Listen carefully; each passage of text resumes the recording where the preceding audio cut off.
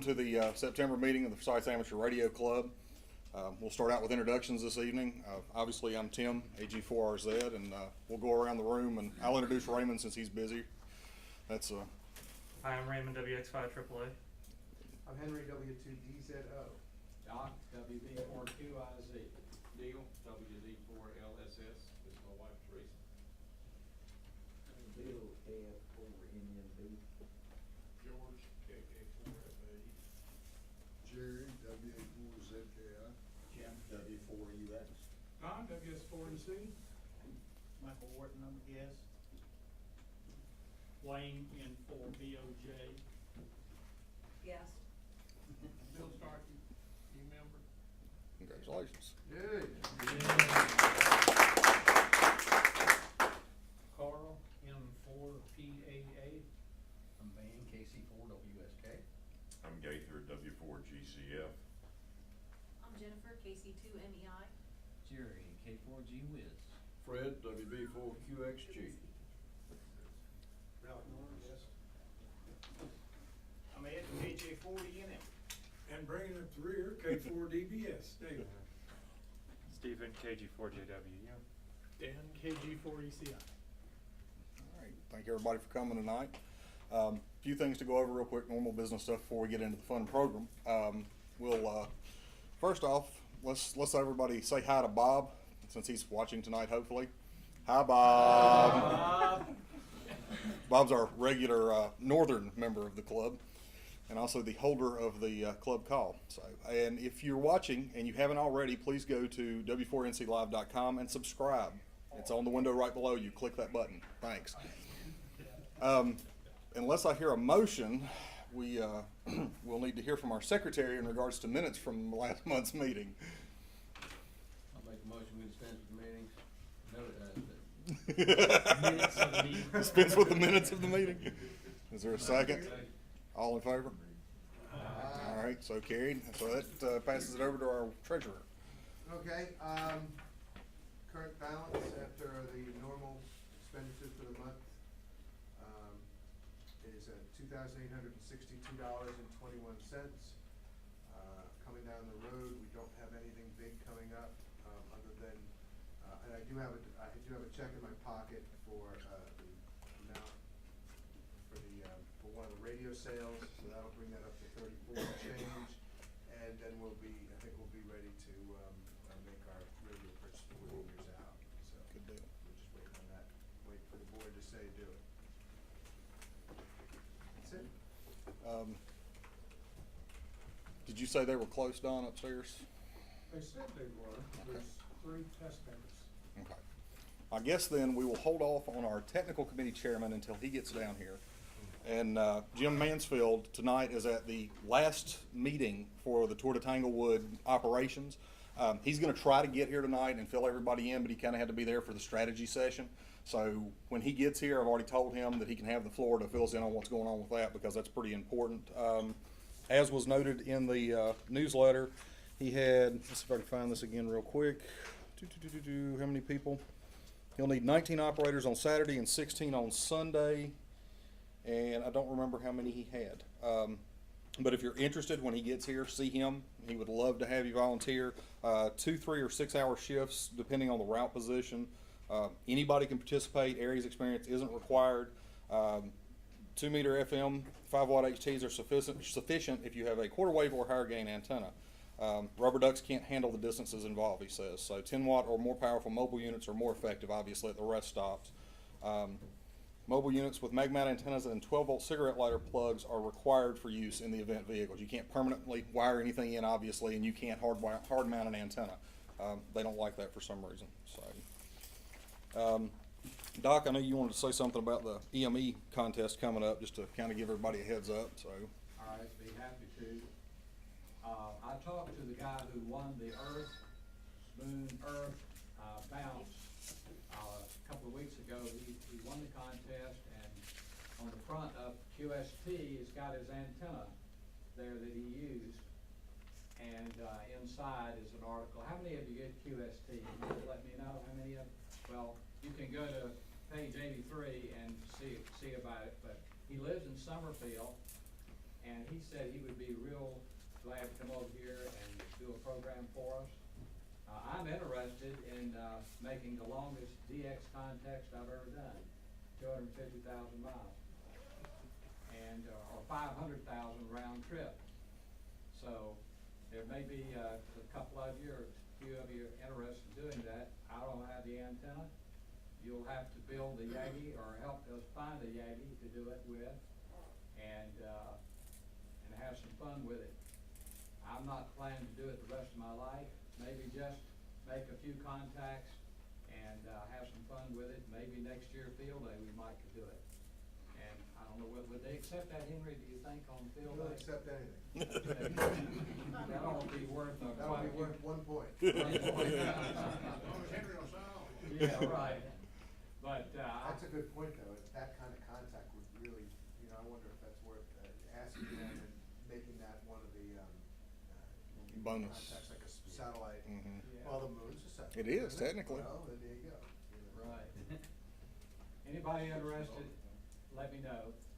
Thank you, Tim. No problem. And just want to remind everybody that next Monday night is the board meeting at Old Staley's, as usual, 7-ish. Excuse me, I take that back. We're actually, we're actually gonna meet here. Yeah, that's right. So for anybody who normally comes to the board meeting at Staley's, we're gonna be meeting here instead at 7. We're gonna go over the, Paper towels and some Windex. yes, definitely. We're gonna use a little elbow grease and clean up the equipment that we got donated, and look at the feasibility of turning that into some more cash for some more radios. So anybody that wants to come out and, help clean stuff, it's not gonna be bad. Nothing real major. You're not gonna get terribly dirty. We're gonna make Don do all the hard work, so. And is there any other new business?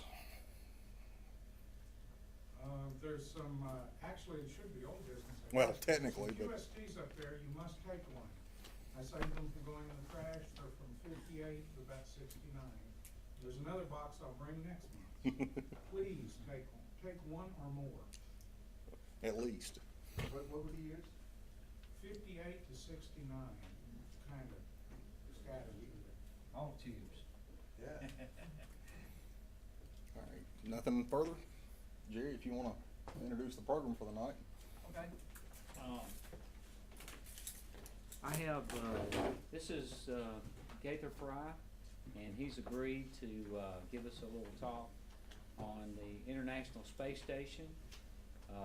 He has successfully set up with the GARA group to contact through one of the Greensboro schools to set up a contact, and successfully made a contact through the, did you make the contact? No, Yes? no, I'll talk about it. But anyway, he's agreed to give us some heads up on the International Space Station.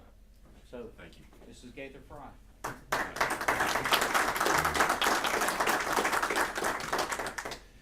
Hi, my name's Gaither Fry. I've got a new vanity call sign, so it's Whiskey 4 Golf Charlie Foxtrot. And I apologize, Mr. Webmaster, I generally can't stand very still doing something like this. And I'm not gonna do so much as a presentation as I really wanna start a discussion tonight. Now, first of all, I brought a couple of friends with me, Ralph Miller, who's a senior investment guy with a legacy, and Carolyn Miller, who's with Forsyth County Schools. So I heard another teacher over here, and by the way, I want to say hello to my Wolfpack friends. Thank you for the Wolfpack shirt. Ralph and I earned ours. Did I? At least we paid for it. First of all, I want to tell you a little bit about me, and to give you just a little bit of, this is the first time I've met you, and this is the first time you've met me. I remember Sputnik. I remember Echo 1 and Echo 2. My first ham experience was with a friend of my father's, John Walmer, Sr., in High Point, W4CQA. I still remember his call sign. And that whetted my appetite. Now, I, as a 12-year-old paper route boy, could not afford to get into ham radio. But I was interested. I remember the Mercury I remember Gemini. I remember the Apollo. How many of you have heard of Voyager 1 and Voyager 2? It's recently been in the news again. We've just had an anniversary. Voyager 2 was actually launched before Voyager 1, but Voyager 1 is now further away.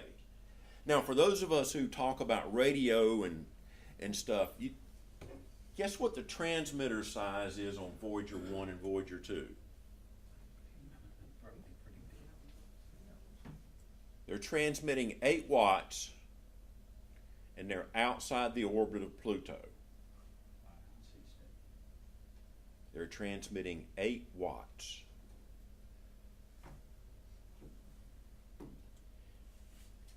Now,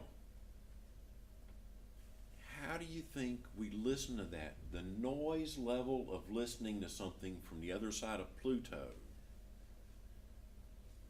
is higher than the noise level is louder than the signal we're trying to capture. It has an 8-track tape recorder inside of it that is still working.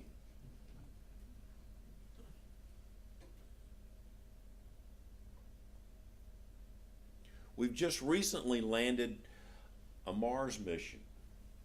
How many of you have noticed that those wheels on the Mars Curiosity have slots in them? How many of you know that those slots are Morse code? The slots in the wheels are Morse code for JPL, for Jet Propulsion Laboratory. How many of you have seen the pictures from Curiosity? I mean, they look as good as you standing right here.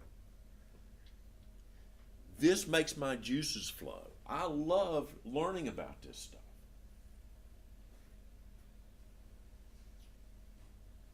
Now, I may be a little bit of a geek, but right now I want to shift gears for just a minute. I'm a volunteer firefighter. So part of my interest in amateur radio is emergency services. So let's take a real quick, how many exits are there out of this room? Just 2.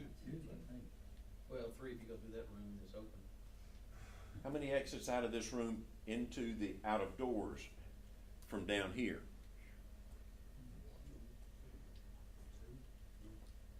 Where are they? Left and the right, okay. For guests, I would make sure you start announcing this. This is important stuff. I want you to, this is my tip of the day. One of the things that we used to do when I was doing some corporate work was every meeting started out with a safety tip. God, I want to pace and this table's right in the way. Can we move this just a touch? Can we scoot this over? Yeah, that'll be enough. That's good. Thank you. Now, in terms of safety, if a fire occurs, we're going to need to know those exits. So every building you go into for the rest of your life, the first thing I want you to notice, and whether it's church service on Sunday, a movie, it's at home, come in guys. Come in. I want you to, first of all, take notice of the emergency exits.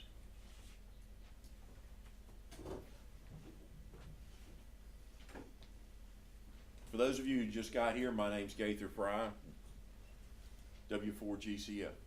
The other thing, was it somebody in this room that did the article in the Repeater Journal, the Sarah Repeater? I'm the guy that hosts the technical forum every other Sunday night on the 145.15 Repeater. Now, we've gotten a little bit of flavor of who I am. My guess is in this group, there's somebody here that's really good at CW. There's maybe 2 or 3 guys really good at CW. And there's probably some real D-Star fanatics here. How many PSK guys have we got in this? How many sideband people have we got? How many just really want to talk on the repeater and yak and talk and here's the traffic, here's the weather. Everybody loves their little corner of ham radio. And one of the things I love about ham radio is it is so broad I don't know it all, and I will never know it all, but I love the learning part of this. A couple of months ago, Guilford County Schools contacted Greensboro Amateur Radio Association, GARA, because they had applied to NASA for the new elementary school that is yet to be completed, and I won't go there under the construction constraints, for the Ronald McNair Elementary School to talk live to the space station. NASA started this roughly the year 2000. They had one school contact in the year 2000. They're now having several contacts a week. Guilford County applied and was accepted by NASA to speak to the International Space Station live through amateur radio. So if you Google this, you can Google ARISS.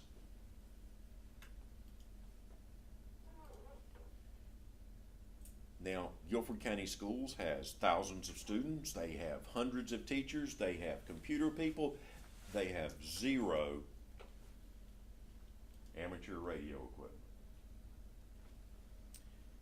I did manage to look up something. NASA's a little bit secretive about this.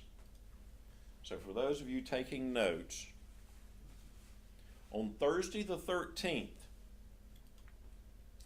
at 16:43 hours and at 18:21 hours Universal Time, the International Space Station downlink for 2 schools in North America are 145.80.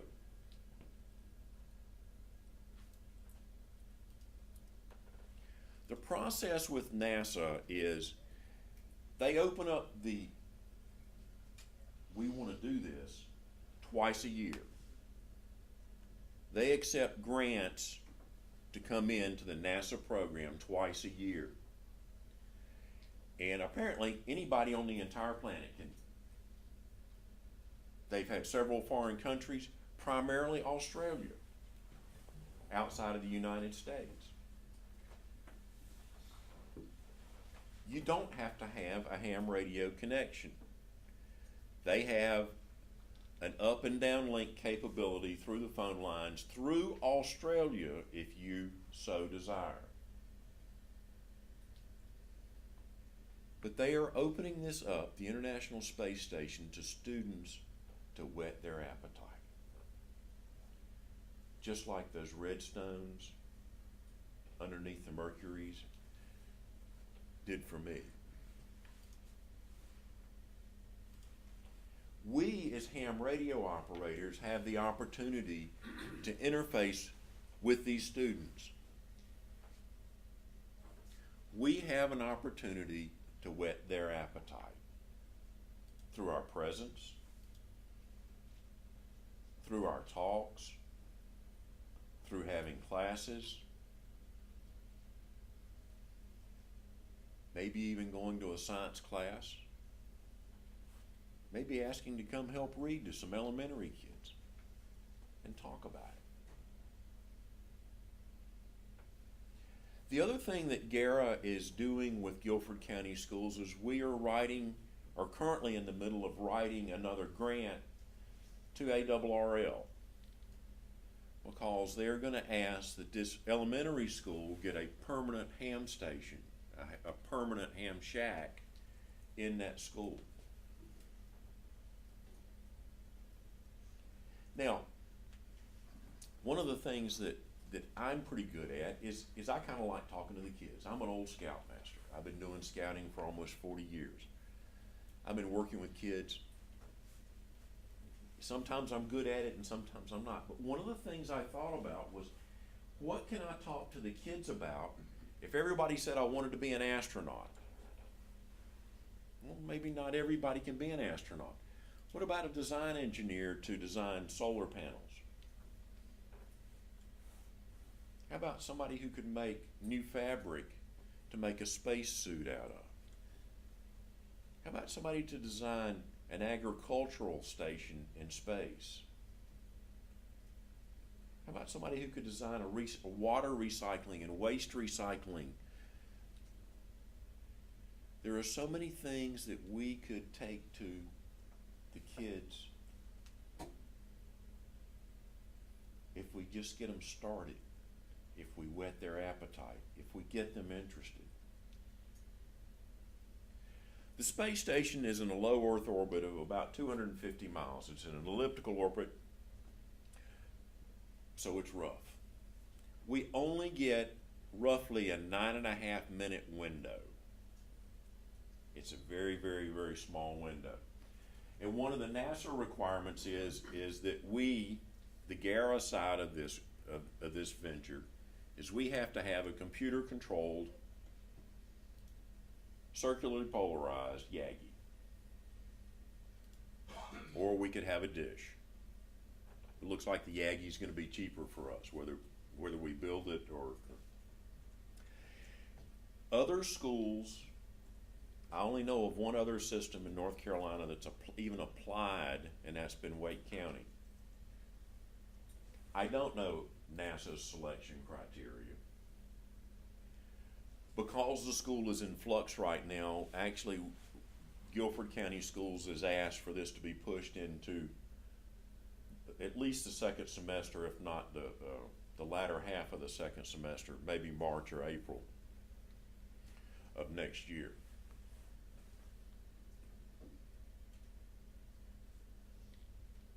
And that's what I know about talking to the space station. They're asking for, I think it's 300 watt uplink. So they're asking for a linear. The uplink, they have told us, either might be on 440 or on 2 meters, but it will be a full duplex conversation. And that's what I know.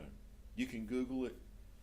There's lots of information out there. You can go and look at all the questions that have been previously asked of all the astronauts. You can look at the schools and the countries that have talked to the space station. So let me take a few minutes and answer questions. Any questions? How many modes do they actually operate? Do they operate just 2 meters and 70 centimeters? 2 meter, 440? I don't know the answer. I don't know if they're doing what they do, other than I know that we're going to talk to them on FM. It's 145. What'd you say? 800? 140. 45.8. 45.80. 800 or 800. That's mainly what they do, Jerry, but they have had a slow scan TV station. I've copied pictures from them on slow scan. I've seen video also, and I didn't know whether it was slow scan or NTSC because it seemed to be a better quality than just slow scan, and it may be that it may be a digital downlink that we can pick up after the fact. And they do have an APRS station, which would be a good thing for the kids since they like texting so much. It's very much like texting or instant messaging using their. You mean like for a location, like APRS? Well, basically it's an APRS repeater, so you can, I've made contacts from Maine to Texas to Iowa with a quarter wave ground plane and a 35 watt 2 meter FM radio. You mean through the International Space Yeah. Station? Really? Yeah, it's a mostly full time. They shut it down when they have EVAs and stuff like that for safety, but it's basically, 4 or 5 words, and I haven't done it in a while, but you'll finally, there's certain guys who are on there most all the time. You become friends with people in other states. So he's doing this with a quarter wave and how much power? 25, 35 watts, something like that. So he uses standard commute? Yeah. QST's had a couple of articles. There was one guy who built his own Yagi that looked like it was taller than he was, but he put it like on a camera tripod and he tracked it by hand. There's more than one way to do it. Now, they're very interested in making these school contacts successful. So there are requirements for minimums for the school contacts, which are not true for those of us who are just regular hams. Thank you. Any other questions? Is it just for public schools, or can private schools participate in that, or? I don't know the answer. Okay. I would, they only accept applications twice a year, Yeah, and I would Google that and I would apply. okay. It can't, I mean, it's gonna take a couple hours to fill it out and to write it up. One of the things that Guilford County Schools, did in their application is they talked how they would stream it within the system, and are gonna share it with other schools, that even though it's gonna be hosted at one particular site. Mhm. There's also NASA's got a very well thought out press presentation that they will help you with. They've also got it set up to where if you have visiting dignitaries, that they can say hello to those particular dignitaries if possible. You've gotta collapse a lot in 9.5 minutes, though. Well, mostly what we have kind of come up with is,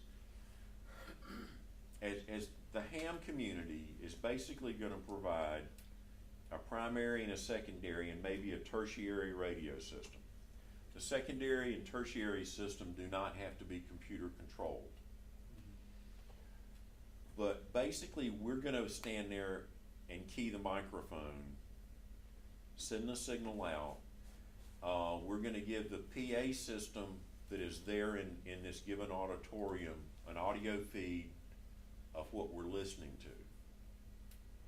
So there's delineation between what we as hams can provide and what the school system will provide.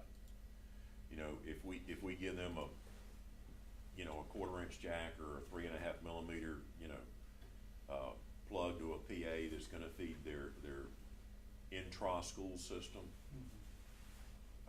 then they're responsible for broadcasting it within the system.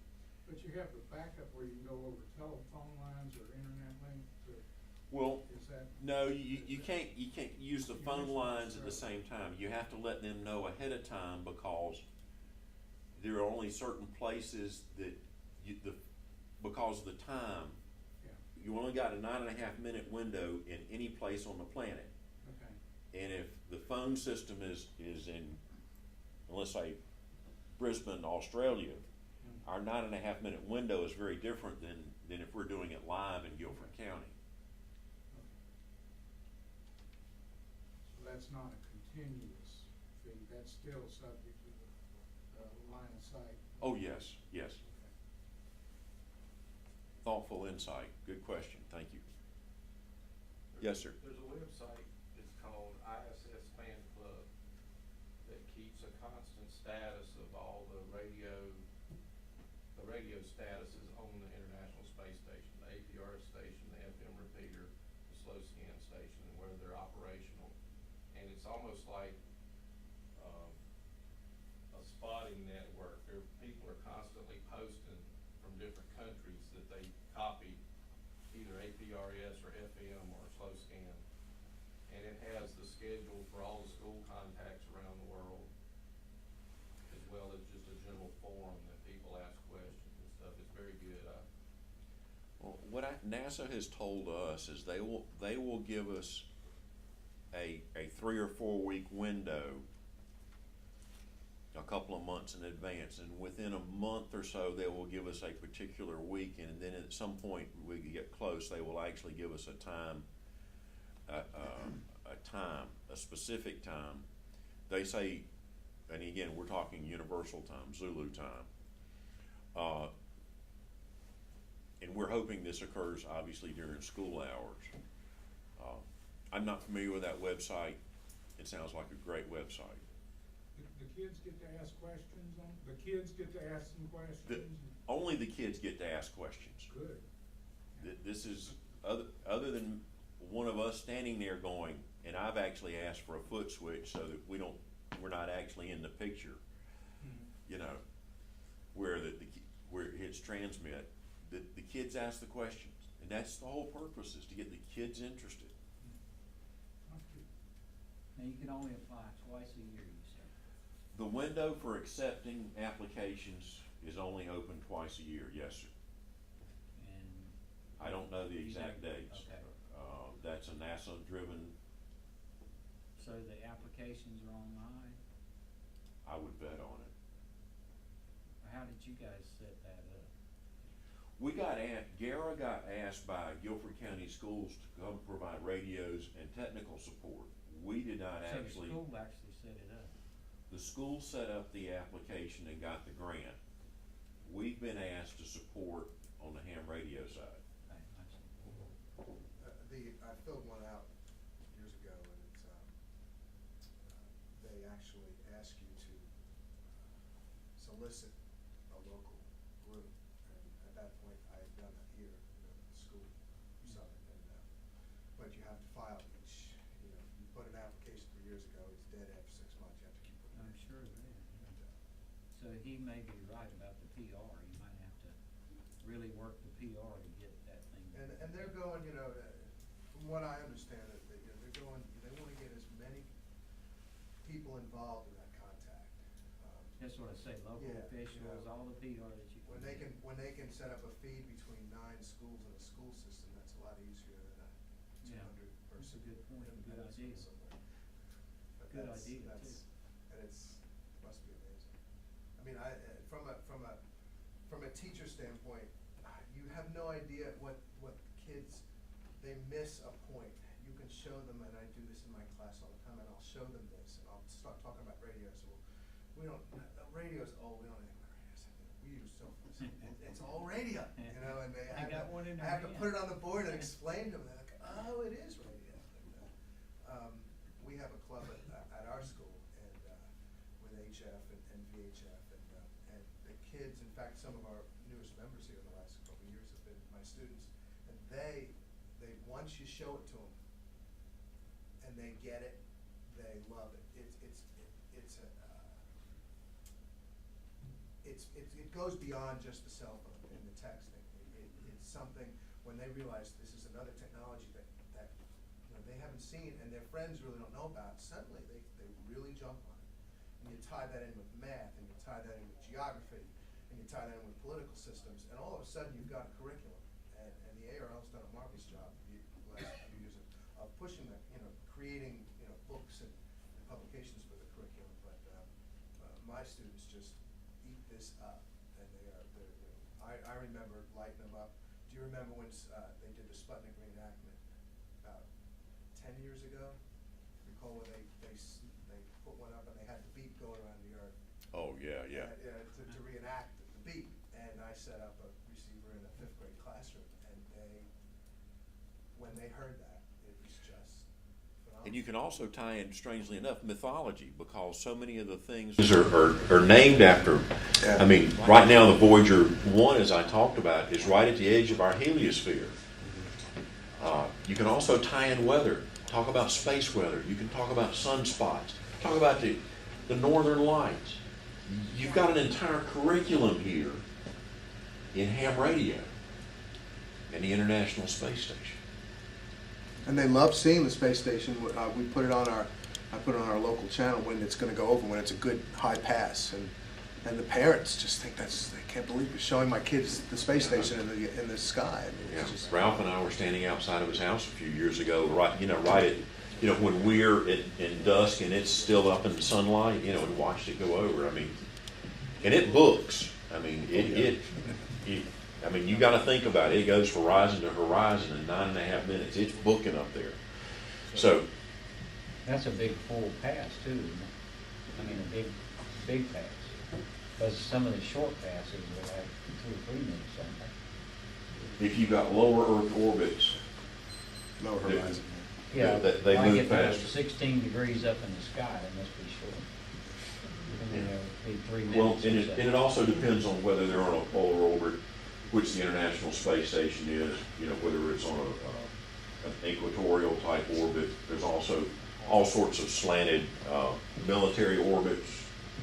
I mean, if you actually talk about CCDs, which is what most of the new cameras, where's Mr. Camera Guy, are using it, which is, come from the space program. Another estimate, if you remember Skylab, the one thing that you've probably got in your home that was invented for Skylab is called a smoke detector. It's estimated by the National NFPA, National Fire Prevention Association, that the smoke detectors invented for Skylab have paid for the entire NASA budget and the number of lives and property saved. But if you talk about some of the technology transfer from NASA and from these space, it's huge. It really is huge. Any additional questions? Thank you for your time and attention, Mr. President. Thank you.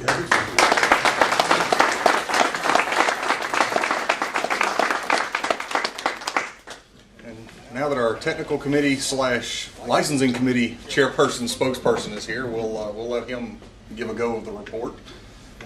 Well, fun, so everybody won't have to bend their necks around. Thanks, Jim. First want to say thanks to the VECs, the volunteer examiners that were here tonight. We have Terry in back, AK4D, and see, where'd John go? John went up to get somebody at the door. So we had 4 people take their test tonight. Is that right? I can't count. 3 people take their test tonight, and 2 of them did quite well. They have their ham license. Let's see, I'm trying to think. Was it Bill? And let's see, I'm not sure if the other person is in here, but they got their tech, so congratulations to Bill and his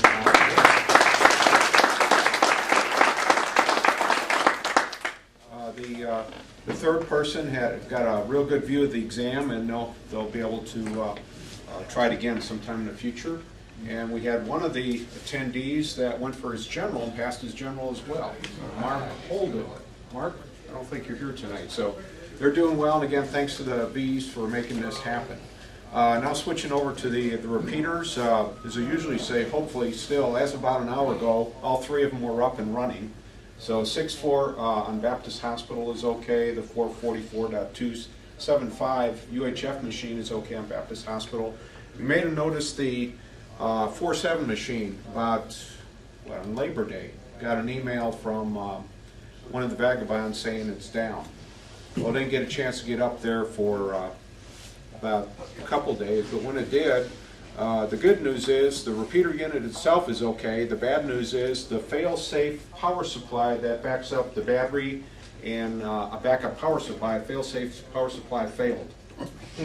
So anyway, that it stopped charging the battery, that charges the controller to take care of functions. So thanks to Steve and my son, he was up there and we both got enough going where we put a secondary power supply in, got the thing up and running. It looks like it's okay, and I'll have to rebuild the other one to get that going, get a new battery and telemetry that takes care of the switching. That didn't work, so we didn't get power to the repeater, but it's working now. So hopefully everything should be okay. Don't know of any other damage, but we'll try to get up there again probably within the next 6 to 8 weeks and do some tuning, check the power out and things of that nature. So both Echolink nodes are back up. There was a firewall problem on the 4.7 Echolink node. That has a new router in it now, so it should be okay. We'll still be doing some testing. Any questions? Okay, thank you, Mr. President.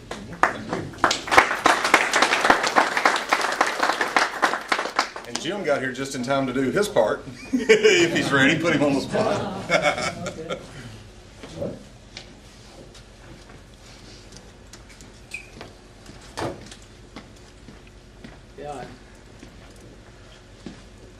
Okay, Tour de Tanglewood. They held some kind of event this past week, picked up some more people, some more money.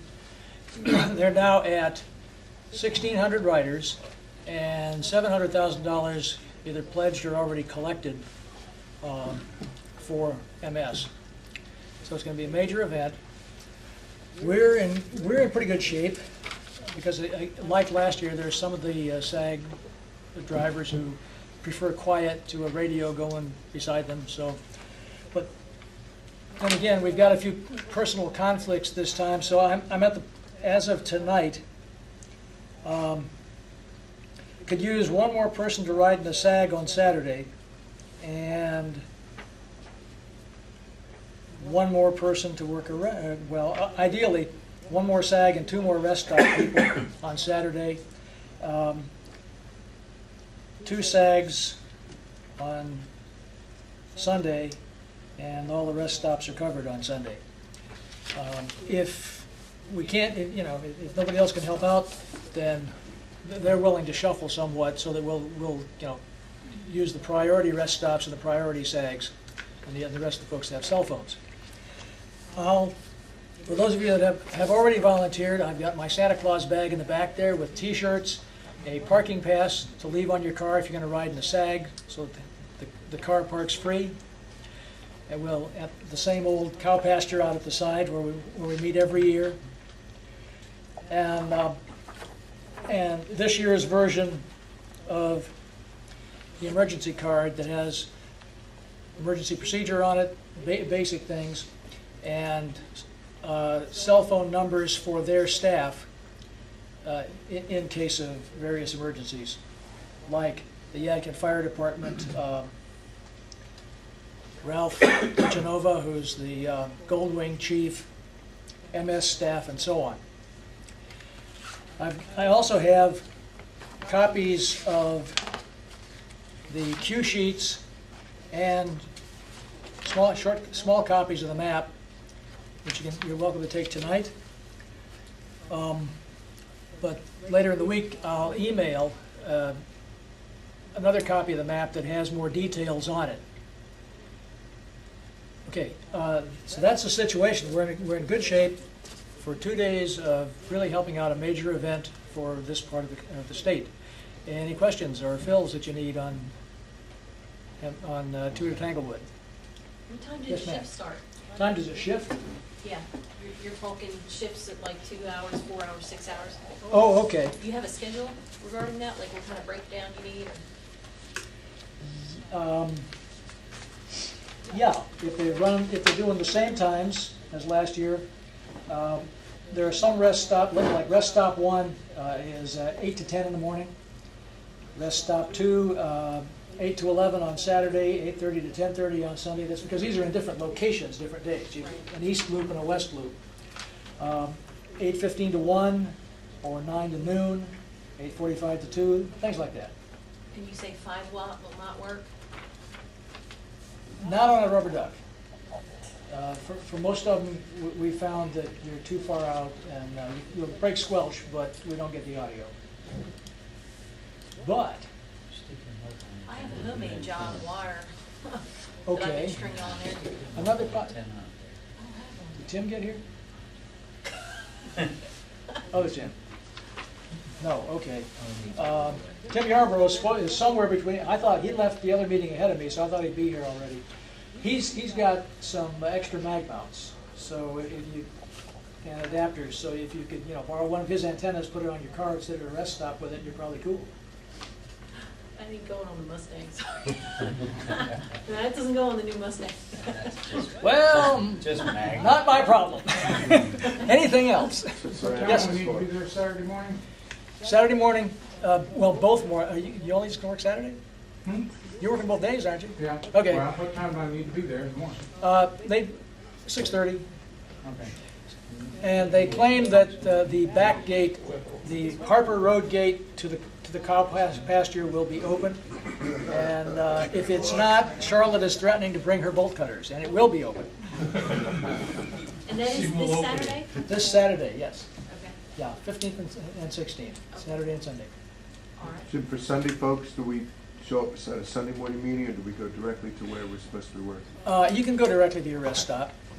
And like I say, if you're gonna do that, pick up your T-shirt tonight, or